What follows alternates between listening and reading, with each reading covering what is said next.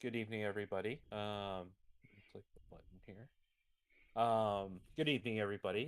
This is the FPV Town Hall. We got Dan and Dave, and then my name's Josh. And got a few news articles this evening, but we're going to spend most of our time probably on the advisory circular. And this is something that we spent a significant portion of time responding to when it was first when responses were first requested, um, and it seems like with the advisory circular, we might as well get it out of the way in the beginning. It seems like the advisory circular, they at least what we wrote, and I'm not sure what other people wrote to the FAA in response to it, but did not. Take a lot of what we said to heart. And a lot of the rules that, or not rules, but recommendations that the FAA is pushing through these advisory circulars on CBOs and FRIAs are a little bit basically regulating through advisory circulars. So, and See, this before was, we get way into that, can we refresh people's memory of where we are? So, a while ago, right, the FAA published their sort of a pre-plan for what they were going to do for CBOs and and FRIAs. Is that well, right? I mean, And we can, we yeah. wrote a response to that. I forget when was that. Oh goodness. You That make me was look it up this some year? Was it information. way back in the spring of this No, year? no, I think it was last Last year. year? I I say believe so. 21, yeah. Let's see. And Time way flies, back 21. then, we had some concerns, specifically that the FAA seemed to be increasing the amount of regulations for recreational pilots without making any rule about it, but just saying, oh, if you want to be a Oh, CBO, if you want to be a community based organization, we think you should have some safety guidelines that say this, this, and this, and this, and they're strongly recommended. Yeah, now so yeah, the here's okay. guidelines are recommended, and the way they introduce it is by law, an operator must comply with a set of guidelines. Hmm. And so agree with everything that Josh and Dan have said. So it's we think there's overreach here. We think there's Greg at Pilot Institute put it well. They're pushing to make recreational a mini Part 107, and they're also overreaching from the perspective of the number of the guidelines have to do with ground operations, which the FAA has no authority around. Other than that, it's awesome. What do you So mean by ground operations? There's pre-flight and post-flight, which is all about what to do on the ground. as well as maintenance of the aircraft. I mean, it's a little bit ridiculous. So I'm sure this is you from guys a all write down every time you change your props, right? oh, of Absolutely. Date, I course. time, send Yeah, of I course. why. send in an Yeah. maintenance log, and if one breaks, I fill out an What incident Discord report. works for. Not. So what I posted is our initial response um to the advisory circular, and this was back in August. Sorry, comments were due August 9th of last year. Okay. Um, and you can see that we were pretty kind of strongly worded against a lot of this stuff, and so there's a lot of interesting things like let me dig in here. So let's see, prohibition in careless or reckless behavior, like promoting safe behavior 100%. I mean, that's a given, but I mean, there's zero incident, I mean, zero uh deaths attributed to model aircraft, and especially with electric motors. So I mean, there's no risk analysis that would promulgate, this kind of thing. So, and then Dave, you'll have to help me out. The five behaviors which are required training for Part 107, that they're looking for, and kind of making it the mini Part 107, as you were saying. Yes, it is. Oh dear, aggressive behavior. impulsive behavior, and I'm going to fail on the other three. I mean, and here's the thing though, is who's the end all be all that determines what impulsive or aggressive is, right? So, I mean, FPV race can be pretty aggressive, and so I mean, throwing that out there, I tend to fly fairly aggressively when I fly freestyle, Oh, and so I mean, it's not and like I'm attacking impulsive, everybody. like, oh, ooh, look at that, cool, let's go look at that. Like, Right? Exactly. So it's just a little I bit found I found it's them. goofy. Okay, let's hear Anti-authority, which is don't tell me. Impulsivity, which is do something quickly. Invulnerability, it won't happen to me. Macho, I can do it. Resignation, what's the use? And them. those are the so this is used in crewed or manned aircraft training in by the FAA. They picked it up for the um, Part 107, and this was absolutely this was one of the test or multiple test questions on the test, and part of the studying. And unfortunately, there are a number of elements, just as we said from Greg from Pilot Institute, where there's a lift. From, you can even see the references in the advisory circular, Part 107 dot 107 dot. It's like, Hmm. come on, you got to be kidding. Yeah, So this is recreational folks, right? Um, so pre-flight safety, I mean, 100% we understand that pre-flight, making sure that your equipment's functional and whatnot. But uh, I mean, here's the thing: is that through this process of wanting to basically applying to be a CBO, they are strongly suggesting that you include a massive amount of safety guidelines which are not written into regulation. Like recreational flyers flying at night. We're allowed to fly at night. We're not required to have lights on our aircraft to fly at night. But as a CBO of a recreational CBO, I'm supposed to tell our members that that they're required to put strongly light. recommended that you want a light that, just by the Right, way, has visibility from three for 30 statute statute miles, miles, which right? just happens to be identical to Part Part 107. 107. Yeah, it's literally regulating via advisory circular. So, in stuff that isn't in the regulations, and this is things that we talked about in our initial reply to this. So it's it seems like they put out the advisory circular, asked for feedback, took no feedback whatsoever, and put out the advisory waited a year, well, no, over a year, to publish the advisory circular just before we're supposed to get another reauthorization, when they were supposed to have this done 180 days uh, from the last reauthorization. well, to be So, fair to the FAA, there was more work involved than just the advisory circular. There was a little bit mhm, of website database work to accept the applications, right, which but shouldn't take a year, but no, I mean, That's give right. give a I mean give a strong you know, website designer, a few days and they'd have it knocked out. So it's a hot mess.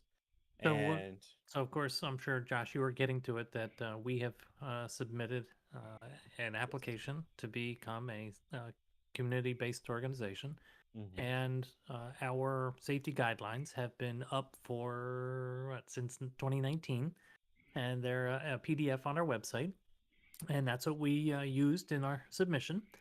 And we'll see what the response is. And the FAA has 90 days to respond. hmm And unlike early waivers with Part 107, they did say that they will tell us where the rejection is if our application is rejected. I correct. wonder if I assume we're allowed to make that public. Whatever we get back from the FAA, they won't tell us, oh, keep this quiet. It would That's be a nice good to let good people point. know here's what the FAA is telling us we have to change before we can become a I CBO. I think that's yeah. I think we should work that because all the safety guidelines should be public because you do not have to be a member of the organization in order to point to a set of safety guidelines. So, for Yep. example, we will promote FPV operators to use FPVFC safety guidelines. Yeah, that's And a point to them as this is what we're using. question I see people ask all the time. It's like, oh, they're forcing you to become a member of a CBO, and that's not the case. You don't have to be a FPV Freedom Coalition member. You don't have to be an AMA member. You're Right. just supposed to know what the rules of a CBO are, probably have them printed out or on your cell phone or something with you. So if anybody on the off chance does ask you, what are the guidelines you're following, you can point to them. And I assume you could change that, like, oh, this flight I'm flying by these rules, and this flight I'm going to fly by these rules, and all of that should Right. be totally fine. I mean, here's Yeah, the thing, and though, is our safety guidelines are common sense, right? And they are, simple to follow. They're not, overreaching. They're not complicated.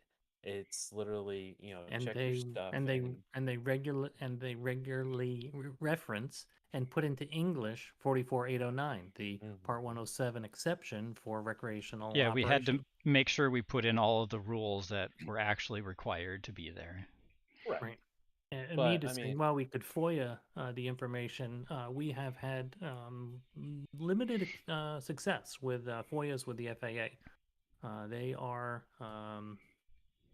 challenging, shall we say, to get information through a FOIA. The government is expert at not giving the information that you're asking for.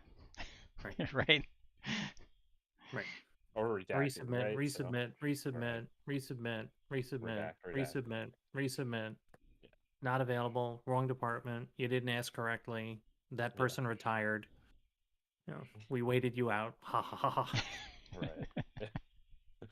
I mean, and here's the thing, though, is there's some people who say that working in the way that we choose to work doesn't yield results. I would, namely, I'm speaking to XJet, and I can understand the sentiment, but at the same time, I feel like the changes that we've been able to implement and the influence that we've been able to acquire have gone a long way towards things like shielded operations being discussed, some positive changes within remote ID, and some being The able UAS to, facility grids being yeah, quartered shifted and from where they are, so they're much finer. So more absolutely. places to fly. So Yeah, we've definitely there's a whole lot of made a change that, difference. yeah. And so, I mean, the combative approach is not the approach we choose to take. It's while we can remain critical of what the FAA does, it's at the same time being able to work within that system has yielded results. And so we're proud of that. And we will continue to do that. But there are times where being critical of the FAA is required. And again, this is potentially one of those areas. We'll see what happens. I'm sure there are several organizations out there who are applying to be CBOs, and the results of those will uh, kind of see where the FAA is headed in terms of their thought pattern. So, Yeah, it's um, going to be interesting from a perspective of the CBO safety guidelines. The FAA suggested that the safety guidelines are specific to the CBO, so we will submit one that's around FPV. Got it. mhm, For the AMA, that's going to be challenging. The AMA covers everything from park flyers that are above 250 grams up to very large aircraft under 55 pounds at large events, Well, even over as well as 55, but that's a different set of that's a way. rules. But Yeah, that's a different set. And then turbine and high altitude, those are all above and beyond. But what's interesting is if I just if I'm only setting up for as a operator, a 44809 operator to use the AMA guidelines, that could be restrictive because it has to cover helicopters and fixed wing and eVTOLs and small to large, and it's should be interesting. I'm hopeful that common sense will prevail, and we can keep it simple and keep it common sense. We'll see how this rolls out. well, it seems very likely that there will be so many added rules to the safety guidelines that no one's going to follow them anyway. Right. Yeah. To I mean, we've definitely preached that to the FAA that people are just not going to follow these rules. I mean, here's the thing, unreasonable though, regulation results in widespread non-compliance. and there's a thing for just using the KISS approach. Keep it simple, right? And I mean, the simpler the rules are to understand and the more common sense that they are, the easier it's going to be for people to adhere to them. I mean, the amount of rules that the FAA is trying to promulgate through this advisory circular See you, Dave. is is The F- a little obscene, and nobody's going to remember them all. And if they can't remember them, they're not going to follow them. So it's a difficult approach, and so I'm definitely not in favor of the way they're choosing to approach this. I wasn't from the beginning when we submitted our results or our remarks, I would say. But yeah, I mean, Uh, Am I? You're yes, back. you're here. You're Thank you. back. You vanished and came back like 20 seconds later. That Oh, was a slight one- I was going to one say, is thing that a second Dave joining? Excellent, Alex. Skinny Dave. One thing I did want to add is one of the last comments in the advisory circular related to user reporting and voluntary reporting. And there was a suggestion that the CBO could come up with voluntary reporting of incidents. And so I can talk about this in the level of detail that Pete Dumont presented at the last ACT. Pete Dumont, longtime industry executive, is also the co-chair of the drone safety team. We're a member, and FPVFC is a member, and we're wrapping up an ad hoc committee on what can we do with the UAS ASRS, the Aviation Safety Reporting System. And one of the things that Pete said that we are recommending is a dramatic reduction from the 4 pages of questions to something a lot more sensible. And so that will be, if we're asked, well, we didn't include anything in here about incident reporting in our safety guidelines. Certainly, we will point to the UAS ASRS system, which is in place, operational, and we hope to make it a lot closer to frictionless and have a lot more common sense associated with it and associated for best practices as opposed to, ooh, my prop broke. Well, I mean, unless our community really wants us to put together some sort of an incident reporting page for the FPV community, I'm sure everybody would love to do that. I mean, it's funny sure too because Alex is after that, I know, for racing. so You want to know how here's many times your competitors crash while they're practicing. That's what you're trying to get after. I mean, here's the thing: is right on the link that I sent you to our website from our response was CBO should not need to report any kind of safety event to the UAS safety team. That data should be submitted by the recreational flyer at their discretion to the NASA UAS safety reporting system, where the user and their data can be appropriately anonymized. I The thought this all UAS sounded safety familiar. the UAS safety team can use the system to identify trends that may need attention and communicate that to the recreational community as a whole. Oh, I know written. where we went wrong. Who wrote that? We put UAS safety team. That doesn't exist. Well, That's right. I mean, It's now the drone safety team. well, I mean, here's the deal: They is changed that, I the mean, that name would to protect the innocent. all right, that would require the FAA to actually do some research data Well, collection. that's what it would be like if we did a FOIA request, though, right? Like, well, there is no Mm-hmm. UAST. I don't know what you're looking for. Yeah. What do you mean? What? Yeah, it's goofy. I mean, this whole thing, I mean, literally you could go word for word on what we responded to, and it's just a carbon copy of what they applied, and they waited over a year to Right. to drop it. It makes And no we sense. should mention that there is a sister advisory circular for FRIAs, the FAA recognized identification area. Now got that memorized, and that's 89-3. So from a flyer or pilot's perspective, who cares about these two?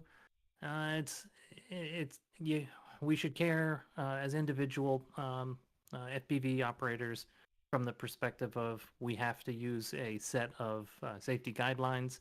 What are those safety guidelines will be significant, and then paying attention to FRIAs will be important in terms of where can I fly legally and without a remote ID, either a broadcast module or a standard remote ID UAS. Let's see. Sorry, I'm reading a comment. So two commercial zero. This guy's just so full. Like Sky. Yeah, it is, and it's really interesting. I mean, the sky is not as full as everybody wants to make believe that it is, and it's there's a fact of science that I regularly quoted when we were kind of first starting this is in several billion years, the Andromeda Galaxy and the Milky Way are going to collide. And in that collision, 0 planets and 0 stars will hit each other.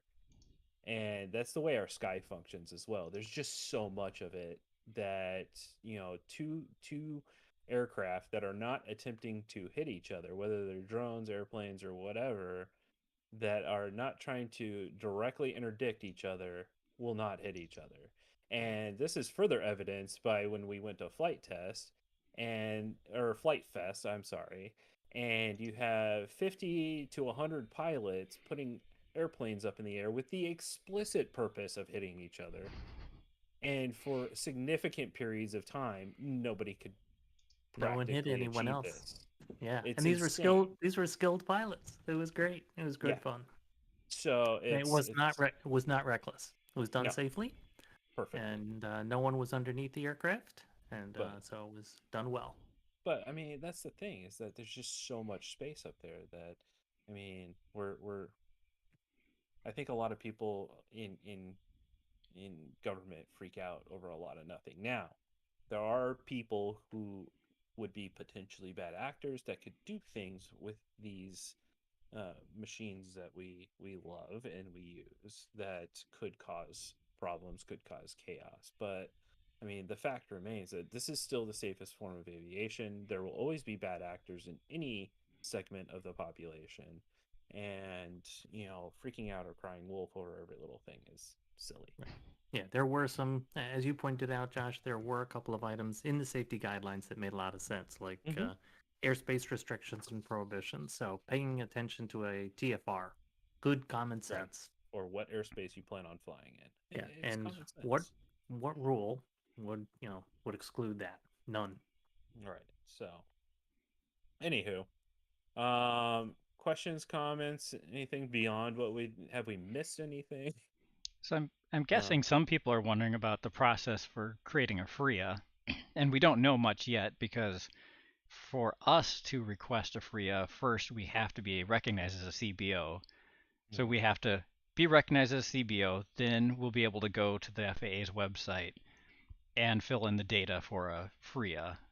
But because we're not a CBO yet, that isn't really unlocked. You can pretend to be an educational institution and start the process of. But you can't go through it all. Well, I think you probably could, but you'd have to lie. Well, depends if you're going through their school or not. If you get approval from your school to apply for one, then you probably could. That, Alex. Right, the school needs to be a CBO first. Yes. No, the school doesn't have need to be a CBO. If it's higher education, they don't. Which was a little bit of a surprise in the advisory circular that like high schools are not considered educational institutions in this case. It has to be a higher ed, so colleges, universities, and things like that. That was one of our comments. I remember that one distinctly. We said, "Wait a second, trade schools, high schools, elementary. How about K through 12 STEM in general, right?" Yeah, we don't do that anymore. It's fine. I'll toss in a couple screenshots here of what I could see from the FRIA process if people are curious what they're asking for. This is just peeking. So I did not submit this, but I just looked at it pretending to be a university. I don't think colleges have to have their own set of safety guidelines for XJet's comment there. It's just that it has to be an education institution. Because since they don't have to be a CBO, they don't have to have their own safety guidelines. Would you have to? Let's see. How does that exactly work? Yeah. Well, Well, no. technically, to fly recreationally, you still, I mean, it's still in the regulations that you have to follow a CBO's safety guidelines. Well, I could fly under 107 out of FRIA without remote Correct. ID. But I'm saying I said recreational. Yes. But so I would imagine if you're flying recreational at as a college student or on a college campus where they have a FRIA, you would still have to follow the safety guidelines of a CBO. Now, if you're flying commercial, you'd have to follow Part 107 guidelines, which are a little more stringent but give you some additional capabilities. So, yeah, either way, you'd have to follow one set of rules or another set of rules. So, So I assume as soon as we become a CBO, assuming that's going to happen soon, within 90 days, right? They're supposed to get back to us. So every 90 days they'll tell us, oh, you need to change this, and then we'll change something, and 90 days later we'll get another request. Anyway, I assume we will hopefully immediately start the process of trying to apply for FRIAs. I think all four of us have a location in mind, and I have several. I'm sure lots of other people here have other locations in mind. So be curious to see how that ends up going. Is that going to be simple? Is it going to be a lot of back and forth? Can we request Joshua Bardwell's backyard to be a FRIA? Can we, if Bachgrinder gets his land, can we help him make that a FRIA? How does this all work? Yeah, very interesting. I volunteered for Joshua Bardwell already. He and I've spoken about that, so we're in for that one. There you go. That's awesome. All right, so going through, I'm going to go through the couple articles that I have there. I mean, it's kind of a dry news week, but if you have questions on the advisory circulars while I'm going through those, pop those, and we'll stop in between articles and we'll see if we can answer some of those. But I do want to go through. Did you want me to mention the two AC tasking groups as well? Oh, absolutely. I totally spaced that. I'm sorry. Not a problem. So, as we mentioned 2 weeks ago, that we were working to volunteer yet again. This will be our 11th and 12th AC tasking groups, and so we are accepted to both of the two tasking groups that were put up at the last meeting. One was tasking group 14, which had to do with, let me get them right, BV loss and what could industry do to accelerate the rulemaking efforts of beyond visual line of sight. And tasking group 15 has to do with what outreach programs do individual industries use and document them so that we can replicate them and accelerate the scale uptake, or the scale of the uptake of drones across various industries. So a little arcane, but those are the two. We're involved. Meetings, TG15 starts tomorrow. Do you have any insider knowledge on these tasking groups, like the Beyond Visual Line of Sight one? Like the Beyond Visual Line of Sight ARC presented their findings to the FAA. Why is the FAA coming back and making a tasking group, asking people to help them with this? Isn't everything they need in the ARC? I think this is simply what can the industry do? And so as opposed to what can the FAA do to further rules, what can industries do to accelerate the whole process?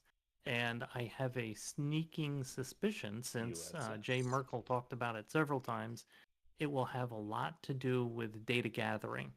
And so I have a hunch that they'll be looking for, well, do you have any records of drone flights and that they were safe operations and they were operations that were under waivers of beyond visual line of sight? I have a hunch that that's where they're going. Non-waiver data. Right, without waivers. Yeah, we've got lots of BV on visual line of sight data. Hey, well, we could just overwhelm them and they wouldn't pursue any of it. No, we're not going. We're not getting our colleagues in trouble. And so far, we know is it Vic or Kenji? Which one of them Kenji got the? Kenji and Michael Leo. They have waivers Captain for flying FPV FDM. without a visual observer. Is that right? Yes, they do. And that would be the kind of information they're looking for, is like their flights that were safely done. Yes. That's my hunch. Yes. So I'm on the BV loss tasking group. Yep. And we're still we're following up to see if we can participate in a counter UAS aviation rulemaking committee. We very much would like to participate in that. How did we hear about that? How do we know that that's even a thing? Or can we not say that? No, we can, because this is what. So because we've been involved in, and now it will be 12 tasking groups. We've gotten to know a lot of people in the industry. One of the folks we've met and worked with closely is Charles Warner. He's one of the founders of Drone Responders, which is now a large not-for-profit international, and drone responders from all public safety walks of life. And so great group, and they are absolutely involved. And we heard about the counter UAS ARC coming together through Charles. Thank you, Charles. And it's going through clearance at the Department of Transportation, and it should be cleared and approved the middle of November and 2022. So we're optimistic that it would be great. It would be great if we're part of that as well. It'll be busy, but that's a very important activity. Yep. So XJet says the big worry with individuals getting waivers for no observer FPV flights is if they do cause injury, damage, or death, it kills our case for allowing such activities. Now, one of the things in the US is that only Part 107 pilots can participate in the waiver process.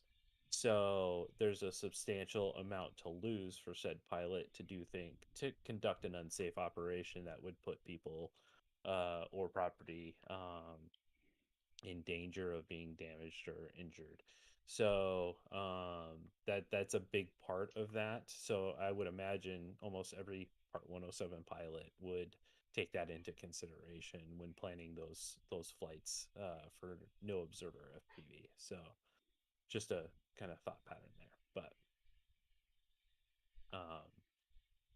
yeah. So let's see.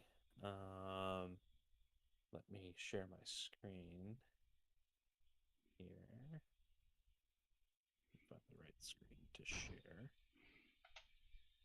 All right, so this actually comes from Australia.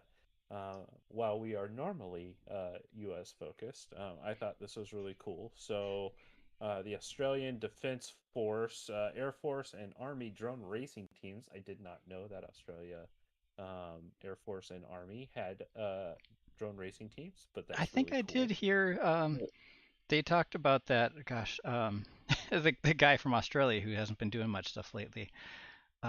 He had them on one of his, or talked to them on one of his shows once. Anyway, sorry. Are we talking about FPV Chad? Futures?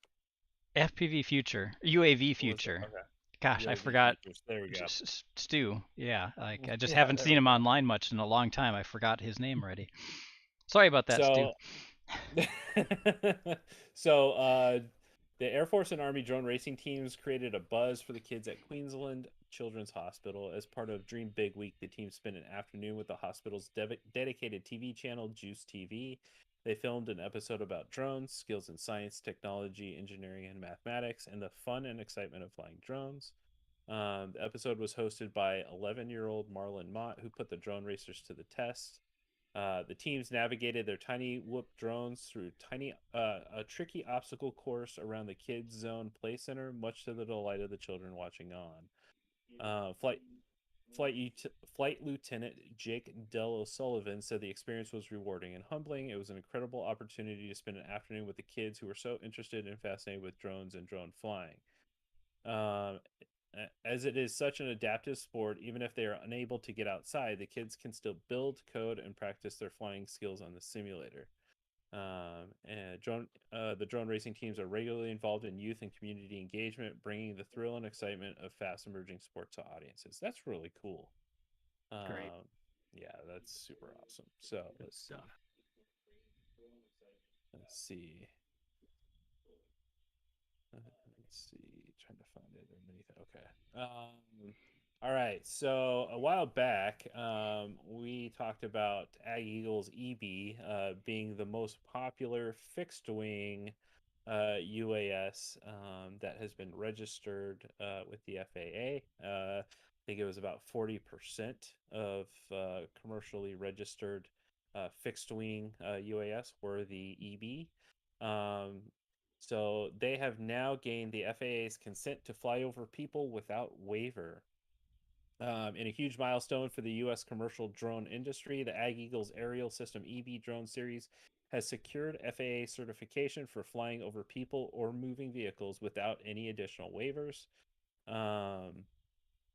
As of today, these are the first and only drones in the U.S. to comply with Category 3 of the operations of small unmanned aircraft system over people, as established by the FAA in March of 2021.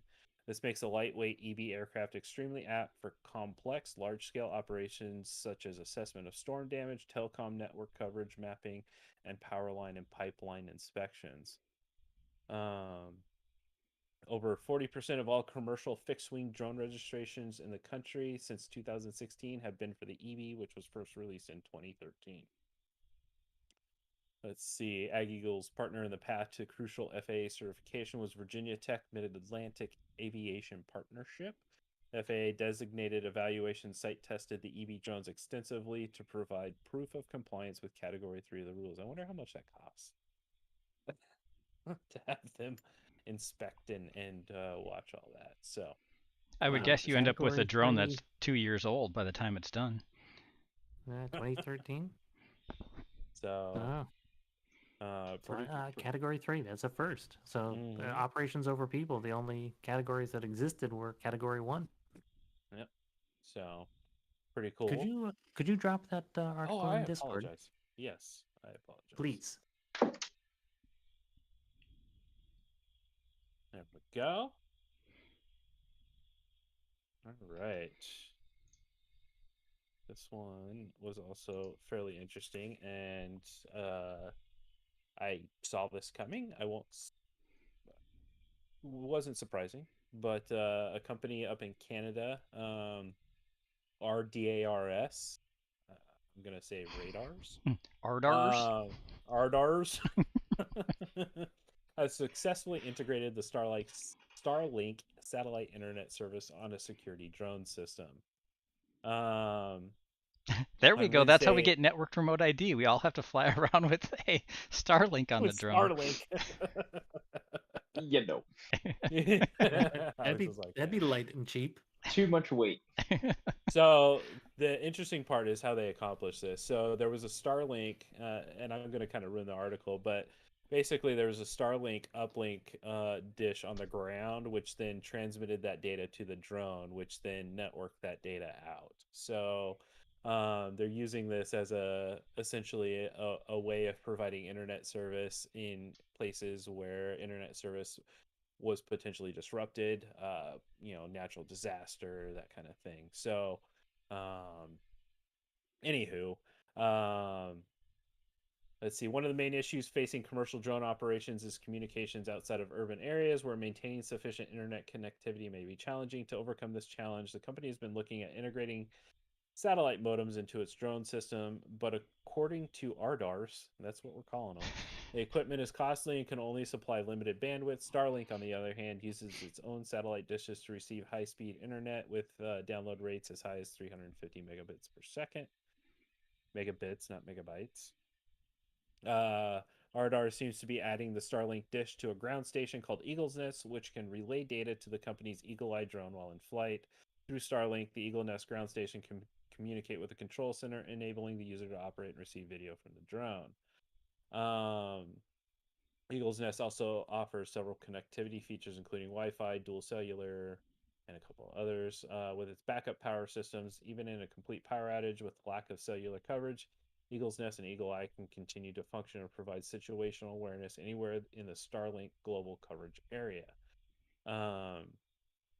Let's see. They say that SpaceX were really helpful in helping them integrate this, but didn't go into specifics on how much help they were. So, pretty interesting. I thought it was kind of cool. All right, so let's see. And grab this. Elon Musk here will have a Starlink system suitable for use on sub 250. We'll be shipping, yeah, $100. So the New York corridor for the they get almost as much snow in that area of New York as Dan gets in Minnesota.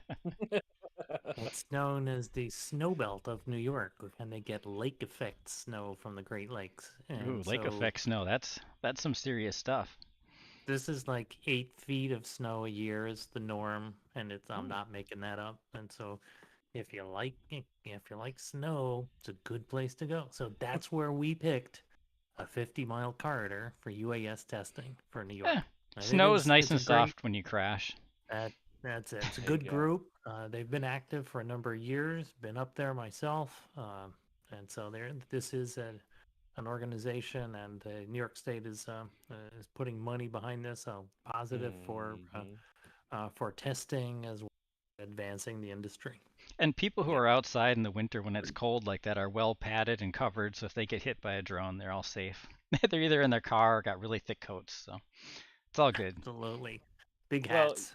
You also got to keep in mind that I'm sure that a lot of the testing and whatnot done within this corridor is from safe, nicely heated enclosure office space where they're testing the beyond visual line of sight. I mean, what's more important than beyond visual line of sight than staying warm or staying cool, right? Somebody from the desert. One of the aircraft they got an approval to fly by working this corridor was a General Atomics Predator. And I didn't know, but apparently the Predator was not allowed to fly through U.S. airspace. It's outside of a theater. So it's now okay. And that was approved in this 50-mile corridor. So. Yep. So let's see. The Northeast UAS Airspace Integration Research Alliance, or NUAIR, received approval from the FAA to operate beyond visual line of sight drone flights across the entire expanse of its 50-mile corridor in central New York, a liberty that will considerably enhance its efforts to develop a safe and reliable UAV use space.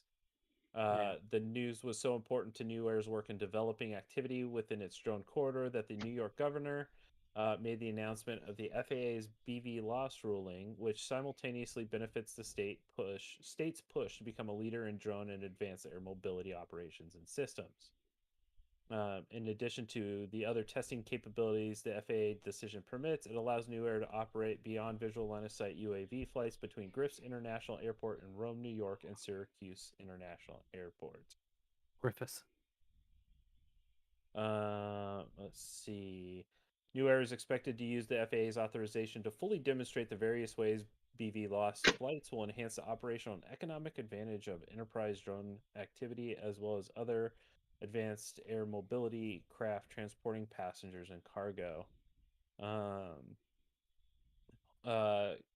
Governor of New York also announced that the state will be providing NUAIR an additional $21 million in funding under the CNY Rising Upstate Revitalization Initiative to establish a top drawer industrial hub along the 50-mile now BV loss approved drone corridor. So New York State is a population of 19 million people, and there are 4 to 8 million, depending on whether it's the weekday or weekend in Manhattan, and the rest of the state is distributed over the rest of the state.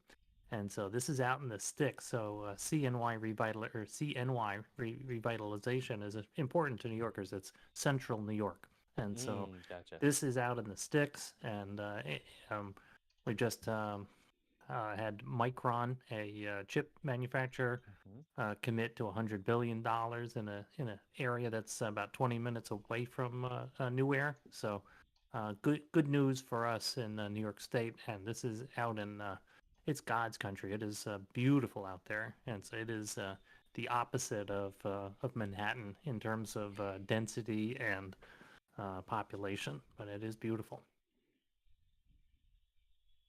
All right. So we say every time I hear people talking about advanced air mobility as if it's real, I have a chuckle. Yeah, I don't know that I'm going to be volunteering to take that air taxi ride. There I'm not gonna must the be first some one. people I'll out do there it. willing, but gosh, I sure don't hear Well, many you got people. one right there. Alex is like, sure. Why not? I'm young. Just remember, you won't have the controls. Somebody else will. Exactly. Well, with, I'll ask me- them for the controls before I test it, so I can take over in case it need be. I'm pretty sure Yeah, the I'm person with, inside I'll of it become one of won't the be able test to. pilots. I'll be a If test pilot. if somebody I'm with inside the me. air taxi could take control, then it would no longer be a drone. It would suddenly become a manned aircraft. That's right. Yeah. Well, not control. Yeah, So- that's the but. And that's it does. If you're Well, controlling I'll just you jump, all of a sudden control yeah, it, land, it becomes a jump different again, cert. control it, land. And as Mead said, he wouldn't ride a quad, and I think that's my view Oh, as well. I would easily Hexacopter, ride. octocopter. Yeah, So you're into. I'd ride them. I'd build one and ride it. Here's the question: if you're riding in a quad, props in or props out? Doesn't matter. Depends where your seat is. I'll go props out. I'll go I would props say out. props out. Yeah. Yeah, I would say I'm going props for that. out for sure. I'm going for that titanium I prop think rather shield. hit in the side than hit in the front. Yeah. So. All right, that's all I've got, folks. Anybody else have anything? Alex, anything going on? What's the update from Multi GP champs? Well, we had the championships, and Min Chen took first as expected. It was great. Leviathan second, and Neukel third. Neukel made a difference from his usual fourth place spot. So that was nice. But yeah. And how did you do? Sports class, I got 6. So Nice, good job. How many classes are there? there's pro and there's sport. Okay. Cool. No beginner class, no old gray hair guy class, no. There is at IO. At IO, there's a few more.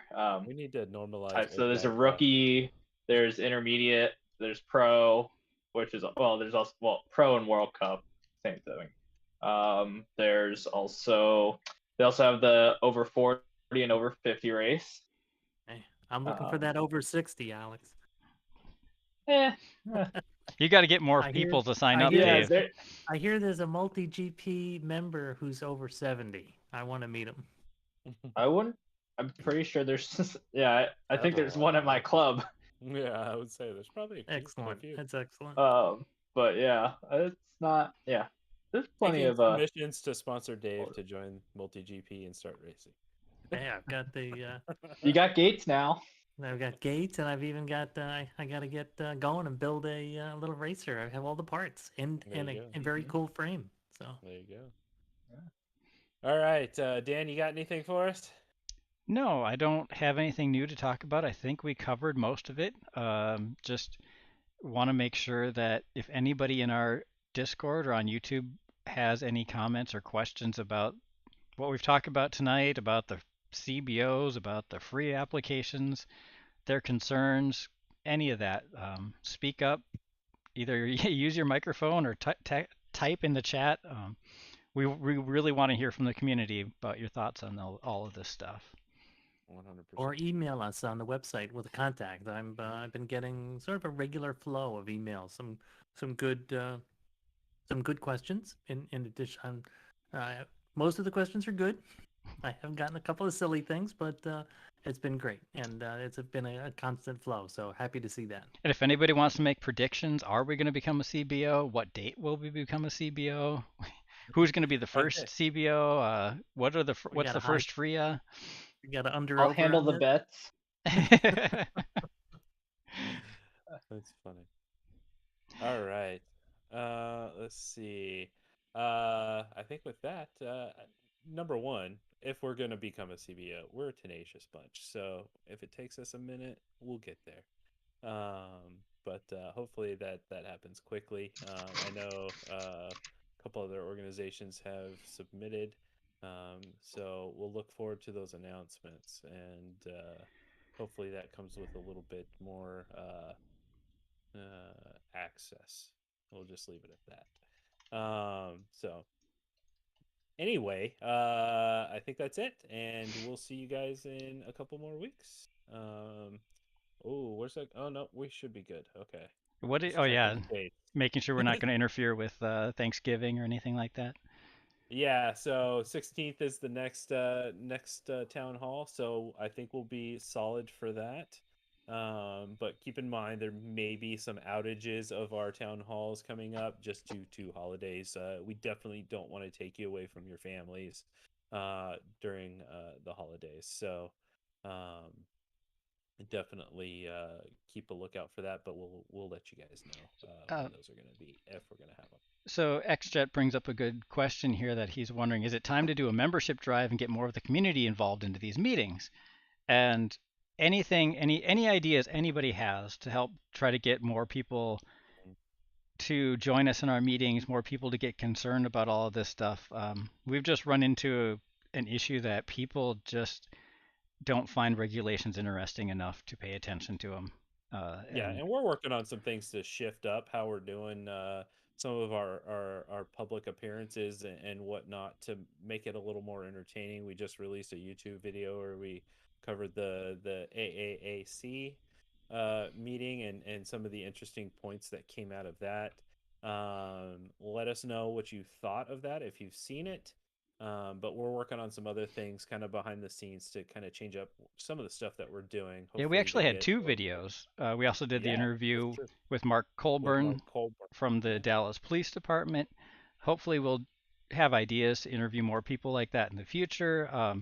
Having It's Blunty join us has increased a few people for our meetings, and he's had some really great ideas to try to help get us to communicate with the community better and get us mention us more often in Joshua Bardwell's videos. XJet, if you've got some ideas, feel free to contact us. Our flight test partnership is expanding our reach dramatically, and so while our membership is still small numbers in comparison to the 1.5 million UAS operators in the United States, we're having an impact, and we know that the reach is pretty big. When we look at the 120,000 views to a Joshua Bardwell interview that we did on remote ID, we know people are, if it's a topic they're interested in, they'll go find it, and that's positive. And so, we understand and taking some actions to work on additional outreach, but our objective is to share the information first and foremost. And we also know that if we were to make a bunch of ranty videos, people would probably join us more, but we're trying not to go that direction if we can help it. And here's the flip side, guys, is one of the big important things is coming up, and people are going to want to pay attention to it, and that's the reauthorization, and that's coming up this next year. So we're already pre-working that, and I imagine there's going to be some drops in the next 6 months or so in regards to that we can kind of use as a call to action. Now that doesn't change the fact that the stuff that's happening right now is also important. So again, if you have some ideas, some thoughts, feel free to reach out to us, send us a DM, or send us an email, and give us some thoughts, because we're we're part of the community, and we want the community to give us feedback. I mean, that's the best kind of feedback, is community feedback. So all right, with that, I will let you all go. Y'all have a great rest of your week, and we'll see you in a couple weeks, guys. Yep, see you in a couple weeks. See ya.